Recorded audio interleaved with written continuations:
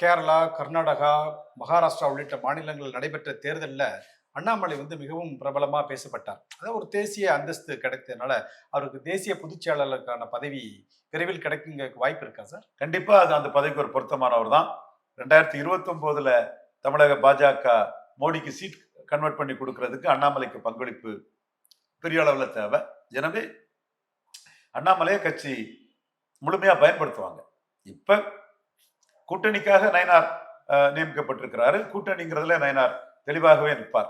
ஒரு கூட்டணி அரசியலுக்கு அண்ணாமலை இடர்பாடா இருக்காருங்கிற ஒரு அடிப்படைக்குள்ள அது வந்தது. இன்னும் சொல்ல போனா அதிமுகவும் விஜயம் சேர்ந்துட்டாங்கன்னா பாஜக தெருவில் தான் நிற்க வேண்டியிருக்கிற ஒரு கருத்தை பல நிரூபிக்காத விஜய் வச்சு பாஜகவுக்கு எதிராக பாஜகவினரே அண்ணாமலை தலைவராக தொடர்றதுல விருப்பம் இல்லாதவங்க கட்சி தலைமைக்குள்ள சொல்ல அது அண்ணாமலை பதவி நீக்கப்பட்டது நமக்கு தெரியும்.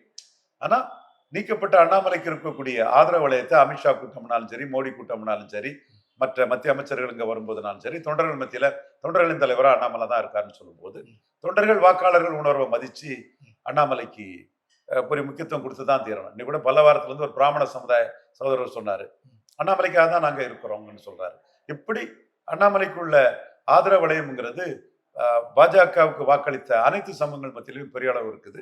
ஸோ ஒரு பாஜகவின் முகமா மதிக்கத்தக்கவர் தமிழிசையோ பொன்னாரோ இல்லை, அண்ணாமலை தான்.